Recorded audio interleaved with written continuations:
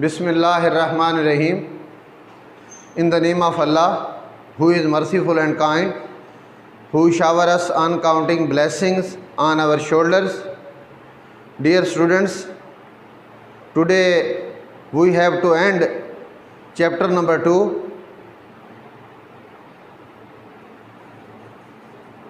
बच्चों, आज हमने चैप्टर 2 को ख़त्म कर देना है और उसका लास्ट टॉपिक है data organisation and data analysis. हमारे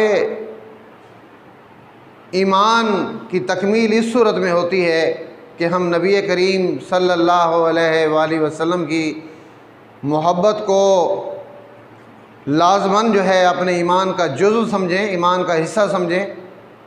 दोनों आलम में तुझे मकसूद गर आराम है, दोनों आलम में तुझे मकसूद गर आराम है, उसका दामन थाम ले जिसका मोहम्मद नाम है।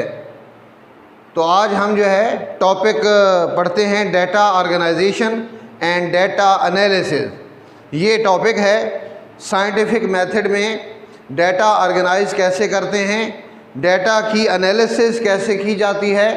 ऑर्गेनाइज का मतलब होता है तरतीब देना, डेटा को तरतीब कैसे देते हैं, और डेटा एनालिसिस का मतलब होता है डेटा का तज्ज़िया करना कि डेटा का तज्ज़िया कैसे किया जाता है। तो इस टॉपिक में सबसे पहले हमें ये पता होना चाहिए कि ये डेटा क्या है, डेटा का मीनिंग क्या है, कौन कौन सी चीज़ें हैं जो डेटा में आती हैं। तो उसके लिए आप हाईलाइट कर लें। पहला क्वेश्चन है व्हाट इज़ डेटा। डेटा क्या है? Data may be defined as information such as names, dates और values made from observations and experiments.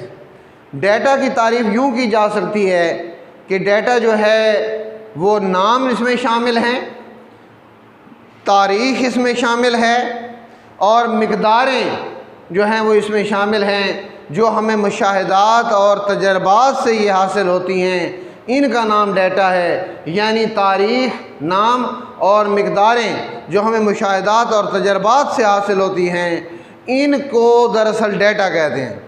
तो ये है data.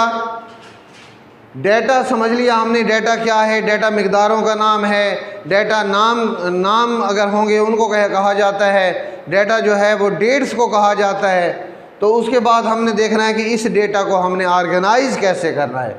Data organisation, data is organised in different formats. Data को मुख्तलिफ़ शक्लों में जो है वो तरतीब दिया जाता है।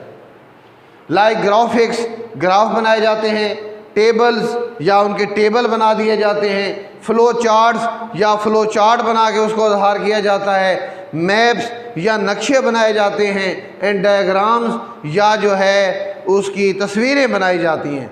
तो डेटा को ऑर्गेनाइज हम मुख्तलिफ़ शक्लों में करते हैं, मुख्तलिफ़ नमूनों में करते हैं। जैसे ग्राफ है, टेबल है, फ़्लो चार्ट हैं, नक्शे हैं, तस्वीर हैं। इस सूरत में हम डेटा को ऑर्गेनाइज करते हैं। तो ये है डेटा ऑर्गेनाइजेशन कि डेटा जो आपको मौसूल हो चुका है, जो कि नाम, तारीख़ और मिक़दारों पे मुश्तमिल है, उसको फ़्लो चार्ट की शक्ल में अरेंज कर देना, या उसके टेबल बना लेना, या उसका ग्राफ बना लेना, या उसको जो है नक्शे उसके बना लेना, या उसको जो है तस्वीर जो है उसकी सूरत में हो तो तस्वीर की सूरत में अरेंज कर देना।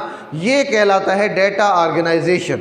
यानी डेटा को ऑर्गेनाइज करना, तरतीब देना, मुनज़्ज़म करना। इसके बाद दूसरी चीज़ जो आती है वो है टॉपिक में data organisation and data analysis. Data analysis क्या है? Data analysis is necessary to prove और disprove a hypothesis experiment through application of statistical method by ratio and proportion. Data analysis या डेटा का तज्ज़िया करने से मुराद ये है कि ये ज़रूरी है कि हम हाइपोथेसिस को सही या गलत साबित करने के लिए स्टेटिस्टिकल मेथड का इस्तेमाल करें, यानी शुमारियाती तरीके का इस्तेमाल करें, तो फिर हम जो है अपने हाइपोथेसिस को गलत या सही साबित कर सकते हैं। और उसको किस ज़रिए जो है अजहार किया जाता है? रेशो और प्रोपोर्शन के ज़रिए अजहार किया जाता है। रेशो और प्रोपोर्शन के ज़रिए उसका अजहार किया जाता है। रेशो निस्बत को कहते हैं और प्रोपोर्शन जो है वो तनासुब को कहते हैं। रेशो निस्बत को कहते हैं और प्रोपोर्शन जो है वो तनासुब को कहते हैं। तो अब हम देखते हैं कि रेशो क्या है। रेशो में be expressed by putting colon between two numbers. अगर दो आदाद के दरमियान हम कॉलन डाल देते हैं तो ये रेशो कहलाता है। For example, ratio between 50 malarial patient and 150 normal person is 50:150। आप ये देखें, ये लिखा हुआ है 50:150। हम इसको अब सिंपल कर सकते हैं, सिंप्लीफाई कर सकते हैं। हम इस पे टेबल लेके जाएंगे और 10 वाला टेबल इस पे चला जाएगा। 10 5 ज़ा 50 और 10 15 ज़ा 150। अभी ये और सिंपल हो सकता है, 5 1 ज़ा 5 एंड 5 3 ज़ा 15, तो 1:3, तो ये मिलेगा। इसका मतलब होगा 1:3। तो रेशो इस तरह निकाली जाती है कि दो वैल्यूज़ के दरमियान हम जो है दो वैल्यूज़ के दरमियान जो है कॉलन डाल देते हैं और उनको फिर सिंप्लीफाई कर लेते हैं। इस तरह उसकी सिंपल रेशो जो है वो कैलकुलेट हो जाती है। जैसे अभी हमने कैलकुलेट की है, 50 मलेरिया के मरीज़ थे और जो है 150 जो है वो नॉर्मल पर्सन थे, तो उनके दरमियान जो रेशो सिंप्लीफाई होने से निकली है वो निकली है 1:3। 1:3 जो है सिंप्लीफाई होने से वो रेशो निकल आई है। तो इसको कहते हैं रेशो। अब तीसरी चीज़ आ जाती है प्रोपोर्शन। प्रोपोर्शन क्या है? तनासुब क्या है? Proportion means to join two ratios by sign of equality. Proportion जो है वो दो रेशोज को जॉइन करने का नाम है, मिलाने का नाम है, और इक्वालिटी के साइन से यानी बराबर के साइन से उनको मिलाया जाता है। अगर दो रेशोज हों, उनको आपस में मिलाना हो तो साइन ऑफ इक्वालिटी यानी बराबर के साइन से उनको मिला दिया जाता है। और बराबर के साइन को प्रोपोर्शन की सूरत में भी आप लिख सकते हैं, यानी 4 डॉट लगा सकते हैं। रेशो में 2 डॉट लगे हुए होते हैं और प्रोपोर्शन में जो है वो 4 डॉट लगे हुए होते हैं। अब यहाँ पे मैं आपको समझा देता हूँ। अगर हमने रेशो लिखना हो तो हम लिखेंगे A:B, और अगर हमने दूसरी रेशो लिखनी हो तो हम लिखेंगे C:D। लेकिन अगर हमने इनका प्रोपोर्शन लेना हो तो फिर साइन ऑफ इक्वालिटी से लेंगे। ये फर्स्ट रेशो है और ये सेकंड रेशो है, तो हम क्या करेंगे? हम लिखेंगे A:B प्रोपोर्शन में 4 डॉट डाले जाएंगे C:D।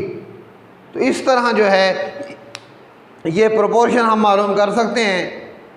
Proportion means to join two ratios by sign of equality. Equality के साइन से हम दो रेशोज को जॉइन कर देते हैं। For example A:B equal C:D, A:B equal C:D। तो इस तरह is a proportion between two ratios. ये दो रेशोज के दरमियान प्रोपोर्शन है, तनासब है। This proportion may be expressed as A:B। ये देखें, ये रेशो है जो 2 डॉट है, और ये जो 4 डॉट है ये प्रोपोर्शन है, और ये 2 डॉट जो है ये रेशो है। A:B proportion C:D। हम उसका अजहार ऐसे भी कर सकते हैं, इक्वल साइन को हम प्रोपोर्शन के ज़रिए भी ज़ाहिर कर सकते हैं। हम लिख सकते हैं A:B प्रोपोर्शन C:D। तो ये है proportion when the 3 values in a proportion are known. अगर हमें जो है एक प्रोपोर्शन के अंदर 3 मिकदारें मालूम हैं तो चौथी को कैलकुलेट किया जा सकता है। अगर हमें प्रोपोर्शन के अंदर 3 मिकदारें मालूम हैं तो चौथी को जो है वो कैलकुलेट किया जा सकता है। चौथी को हम x कह देंगे, और मैथमेटिकली मैं आपको समझाता हूँ कि कैसे हमने चौथी मालूम करनी है। पहली रेशो मिसाल के तौर पे है 14/20। ये पहली रेशो हम मिसाल के तौर पे लेते हैं।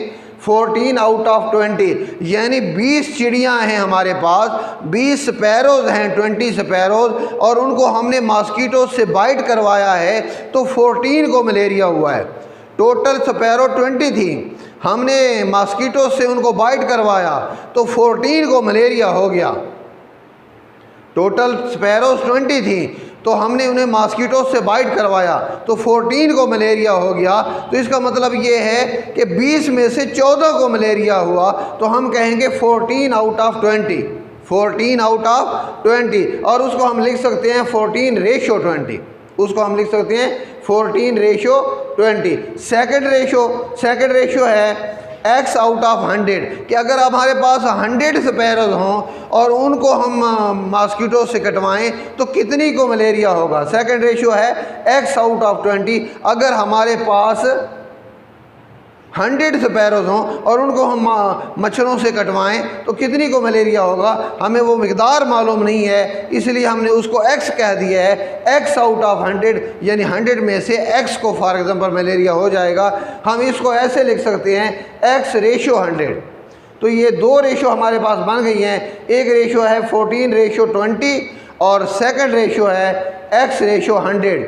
अब हमने इनको ज्वाइन करना है, मिलाना है। तो पहली रेशो 14/20, दूसरी रेशो x/100, और मिलाया किससे है? प्रोपोर्शन से मिलाया है, साइन ऑफ इक्वालिटी से मिलाया है, 4 डॉट डाले हैं तो प्रोपोर्शन के ज़रिए हमने इन रेशोज़ को मिला दिया है। 14/20 प्रोपोर्शन x/100। अब हम क्या करेंगे कि जो पहली रेशो है उसको, यानी पहली ऊपर रखेंगे रेशो में पहली मिकदार को, दूसरी को डिवाइड करेंगे। हम लिखेंगे 14/20, 14/20। इस तरह इसको लिखेंगे, इस रेशो को x/100। पहली रेशो को लिखेंगे 14/20, यानी जो टोटल स्पैरोज हैं वो नीचे हैं और जिनको मलेरिया हुआ है वो ऊपर हैं। 14/20 पहली रेशो होगी, और दूसरी रेशो होगी x/100, यानी 100 में से कितनी को मलेरिया होगा वो x कहलाएगा। ये दूसरी रेशो होगी। अब हम मैथमेटिकली ये आप जानते हैं कि जब हम x कैलकुलेट करते हैं तो x यहाँ ऊपर रह जाएगा और नीचे वाला जो डिनोमिनेटर में 100 है वो दूसरी जानिब आके मल्टीप्लाई हो जाएगा। जब ये 100 इधर आके मल्टीप्लाई होगा तो ये बनेगा 14/20 ज़रब 100, 14/20 मल्टीप्लाई विद 100। अब हम इसको सॉल्व करेंगे तो x की रेशो निकलेगी 70, यानी x की रेशो जो है वो 70 निकल आई है। ये मतलब क्या हुआ? It means 70 out of 100 can get malaria, यानी 100 में स्पैरोज में से 70 को मलेरिया हो जाएगा। अगर 100 हेल्दी स्पैरोज हैं तो उनको हमने मॉस्किटो से बाइट करवाया है तो उनमें से 70 को जो है मलेरिया हो जाएगा, क्योंकि 20 में से 14 को हुआ था। तो इसी तरह 100 में से 70 को हो जाएगा। तो ये हमें मालूम हो गई। तो ये हमने रेशो जो है ये मैथमेटिकल वे से मालूम की है, और इसमें स्टैटिस्टिक इस्तेमाल होती है। Statistic is mean of summarising the data. Statistic जो है वो डाटा को समरी बनाने का नाम है, डाटा का खुलासा करने का नाम है। उसको जो है एक समरी बनाना, उसको मुख्तसर कर देना, समरी की फॉर्म में ले आना, तो उसमें हमें स्टैटिस्टिक की ज़रूरत पड़ती है।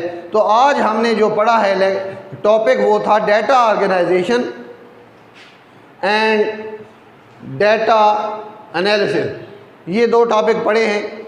तो पहली चीज़ हमने जो पढ़ी है वो है डाटा। डाटा क्या है? डाटा जो है, डाटा से मुराद वो मालूमात हैं जो जिसमें नाम शामिल हों, मिकदारें शामिल हों या फिर तारीख़ शामिल हो, उसको डाटा कहा जाता है। अब उस डाटा को ऑर्गेनाइज़ कैसे करना है, डाटा ऑर्गेनाइजेशन क्या है? तो डाटा को हम जो है मुख्तलिफ़ शक्लों में ऑर्गेनाइज़ करते हैं, ग्राफिक की शक्ल में, टेबल की शक्ल में, फ़्लो चार्ट की शक्ल में, मैप्स की शक्ल में, या फिर डायग्राम्स की शक्ल में हम उसको ऑर्गेनाइज़ करते हैं। तो ये थी data organisation.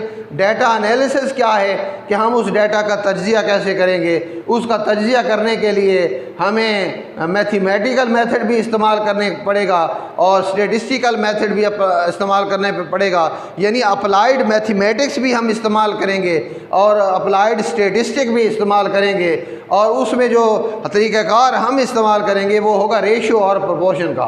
Bye ratio and proportion, ratio और प्रोपोर्शन का। तो इसके लिए हमें पता होना चाहिए रेशो क्या है। रेशो जो है दो मिकदारें हैं, उनके दरमियान अगर हम कोलन डाल देते हैं, उसको दो डॉट डाल देते हैं, तो वो रेशो कहलाती है। और प्रोपोर्शन जो है दो रेशोज़ के दरमियान लगाई जाती है, एक फ़र्स्ट रेशो एक सेकंड रेशो, दोनों के दरमियान जो है वो अगर हम 4 डॉट लगा देते हैं तो वो 4 डॉट जो हैं वो तनासब कहलाते हैं। और इस तरह जो है ये हम रेशो और प्रोपोर्शन के ज़रिए जो है जो मिकदारें हैं वो कैलकुलेट कर सकते हैं। क्योंकि आपने देखा कि जो अगर हमें 3 मिकदारें मालूम हों तो चौथी मिकदार को हम मालूम कर सकते हैं, उसको हम x से जो है वो नॉमिनेट कर देते हैं। तो उसके लिए अगर पहली रेशो हमारे पास हो कि 20 में से 14 चिड़ियों को मलेरिया होता है तो वो बनेगी 14:20। और अगर 100 में से कितनी को होगा तो वो बनेगा x/100। अब हम मैथमेटिकली इनको दोनों इक्वल फॉर्म में लिख देंगे, 14:20 और प्रोपोर्शन x/100।